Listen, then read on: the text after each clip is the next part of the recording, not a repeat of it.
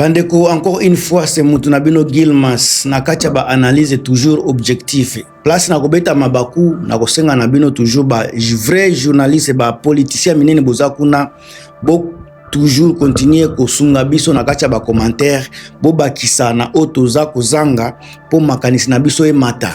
O boza nango vraiment ko bakisa na ona koloba na kati émission, s'il vous plaît, bo tiango na commentaire, et ko salisa biso po na kokola mentalement.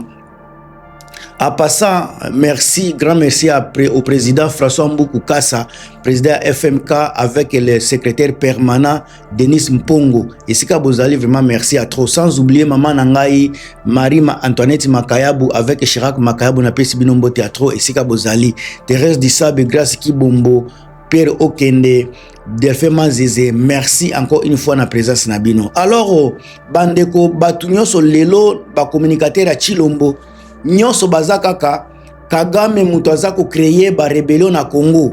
Joseph Kabila ba rébellion ya sika osoki MDKC Kabila mutu azako organiser na Congo. Tout ce qui est échec ya Tshisekedi bazako attribuer toujours na batu nyonso. Tout ce qui est échec à Tshisekedi, ce n'est pas Tshisekedi qui est à la hauteur, c'est toujours Joseph Kabila, soit Kagame. Bandeko lelo toza kokota, nazako mitu na kaka lelo. Soki rébellion oya na niveau ya Katanga, ezako continuer. Na côté moko toza na AFC M23, oza politico, mouvement moko politico militaire. Côté mususu tokomi na MD soki KC. Ezako yape ezako récupérer ba village na niveau esika bazako loba quartier général na bango soki na mitwamba kuna, c'est difficile pona ba montagne, c'est difficile kutu Tshisekedi akende kuna ko déloger bango parce que bazala kuna depuis kala.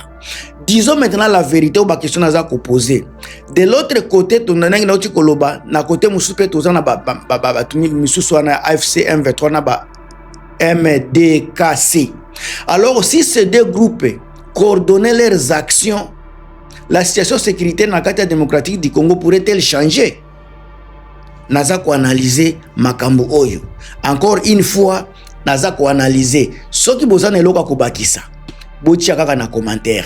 Encore une fois, naza ko rappeler nabino bandeko live ko banda semaine prochaine déjà ba live ko banda na kati ya chaîne awa. Donc ba live ko zala ebele bozanga te bo participer na live. Biso peto matisa quelque chose na mutu na mutu apesa point de vue na ina kacha live. À chaque fois que na encore une fois on doit éviter ba débat afantin ba insulte ozanga mutu na makolo to tia débat to tia bongo na biso na mesa to banda ko solola. Ozala na opposition, ozala côté nini soki ozana eloka ko apporter to sangani to memi mwa makanisi place moko et kozala pe bien koyoka côté na mutu apesa point de vue na kati ya ba émission. En tout cas live ezo banda naza presque prêt parce que ngana lingaka te ko sala eloko à moitié. Lelo naza déjà ko annoncer bino ke makambo za presque fini, live ko banda ko salema bokozala ya ko sepela parce que awa eza place toyaka na ba vérité sur vérité. Bande konangai encore une nouvelle rébellion na niveau ya Katanga. Tosi toyoki yango, tosi tolobeli yango makambo eza déjà kuna na mitam na mitwa besika na yetu koloba na kati ya province o Katanga mwe kuna kutu ba FARDC ba kota eza pasi avec les moyens bazana moyen abord bazana ngo soki vraiment bazalaki na makasi nde basi ba déloger ki bango. Alors bazako affirmer que bazako lutter contre ce qui décrit comme mauvaise gouvernance et pouvoir à Tshisekedi. Selon certaines déclarations na bango, ces combattants auraient mené des actions dans la zone de Lusinga près d'Upemba, du parc national d'Upemba. Alors la taille réelle de ces mouvements nga na yebi yangote. Na yebi te soki bazana capacité nini, baza combien par rapport à M23 tozomona baza ko bimisa batu chaque jour batu baza ko kota na kati ya mouvement chaque jour baza ko nini kokola baza kokola. Alors pour l'instant autorités congolaises baza nan ko confirmer qu'ils contrôlent réellement ba territoire mais à partir à groupe déjà ils ont attiré attention côté mususu pe tozana acteur majeur ya AFC M23 oyo eza débat eza sous mouvement ya ko douter eza ba libérateur eza ba révolutionnaire basi ba fandisa baza na territoire ya munene koleka bamboka ebele na poto baza ko diriger ba territoire munene koleka bamboka ebele. Alors bango pe baza na ba principe baza na ba principe na bango eza ko tinda bango basala makambo na bango. Alors qu'est-ce qui va se passer, qu'est-ce qui pourra se passer soki ba groupe wana mibale s'unisse soki ba sangani nini nde ekoki ko salema. Qu'est-ce qui va arriver soki ba sangani lelo wana eza point de vue na ngai na lingi na pesa bino na kati ya émission.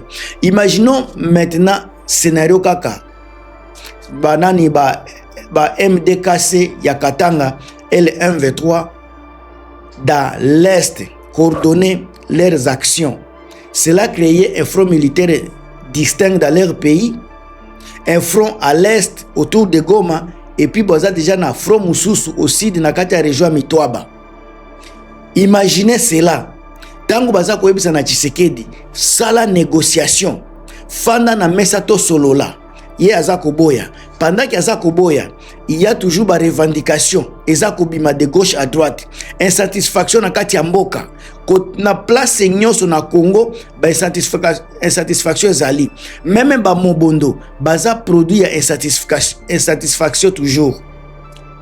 Alors, pour na ba force ya baba nini ba FARDC, soki batumi balona basangani, pour na ngai ba FARDC ba kozala na nécessité ya ko répartir des groupes de plusieurs zones de combat. Alors cela pourra compliquer l'opération militaire à FARDC, mais il existe également des obstacles ébélés parce que nanu FARDC baza na difficulté ya ko éradiquer ba mouvement rebelle na niveau ya province orientale, na niveau ya province ya Ituri baza na difficulté, na niveau ya Walikale baza na ba problème, niveau ya Masisi ba Uvira suko ba poeze côté partout. Le FARDC est toujours en position de faiblesse.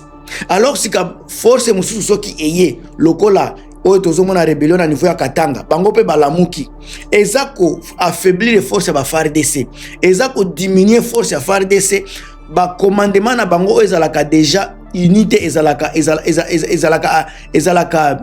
éparpillé. Qui pourra faire défi na ba rébellion musu o ezako botama? Et qu'est-ce qui dit que lobby rébellion musu pe ko botama te? Tout ça c'est parce que insatisfaction eza na pour partout na kati ya mboka na biso. Mutu ata moko te azako sepela na makambo Tshisekedi azako sala. Mutu ata moko te azako sepela na mauvaise gouvernance, ba pillage, ba détournement, ba arrestation arbitraire. Mutu ata moko te azako sepela na makambo yango.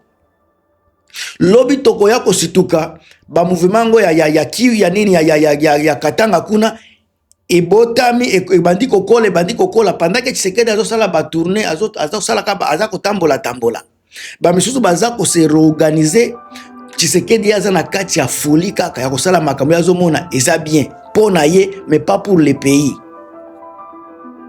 Mais selon ba analyse na ngasika naza koloba soki basangani mais soki basangani pardon eko fragiliser lisusu makasi ba FARDC, mais alliance na bango eza vraiment peu probable. Selon ngai eza vraiment peu probable, probabilité za muke.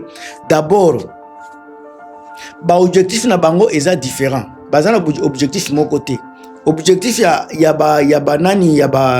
revendication ya rébellion Katanga na salaki yango lobby soki botali pe revendication ba bato AFC M23 eza pe différent, à moins que basangisa ba revendication yango nyonso parce que nyonso zokende kaka na sens ya insatisfaction, nyonso zokende na ligne ya nini ya mauvaise gouvernance, nyonso za kotambola na ba pillage, nyonso za kotambola presque ndenge moko. Mais alors difficulté kozala parce que M23 est basé lié na dynamique politique et sécuritaire à l'est du Congo, pendant que mouvement oya sika ya Katanga est centré sur ba revendication lié kaka na Katanga.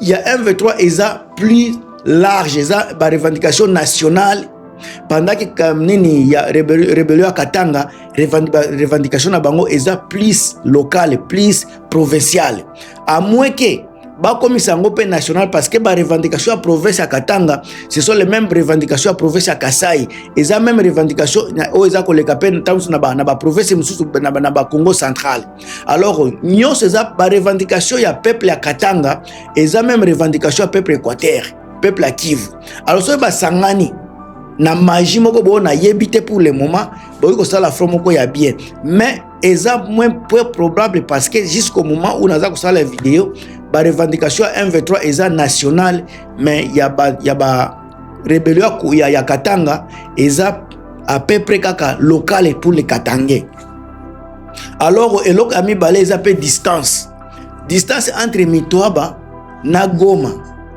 eza mwa musika mais so to lobeli bandi ko lobela ba Bukavu esika konaza ko contrôler mais en tout cas eza plus ya ba 500 km distance entre bango mibale eza plus ya 500 km alors soki baza na peu près 500 000 km ba 800 km wana coordination militaire est risqué kozala difficile coordination militaire selon ngai naza militaire était naza pe politicien te nazo mekaka kwa sala analyse alors distance wana na epite so bako sala coordination militaire ndenge nini et puis ba revendication locale na revendication nationale eza moi genre selon ngai alors pour l'instant rien n'indique que ces deux groupes travaillent ensemble bazako travailler ensemble mais l'apparition des nouveaux mouvements na kati ya Katanga rappelle une chose la situation sécuritaire na kati ya mboka na biso reste fragile.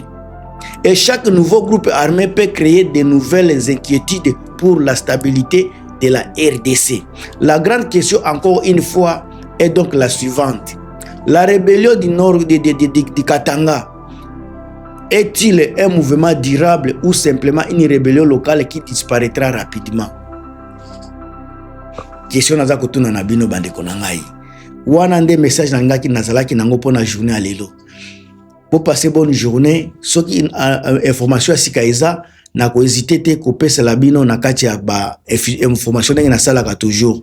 En tout cas, portez-vous bien et à plus.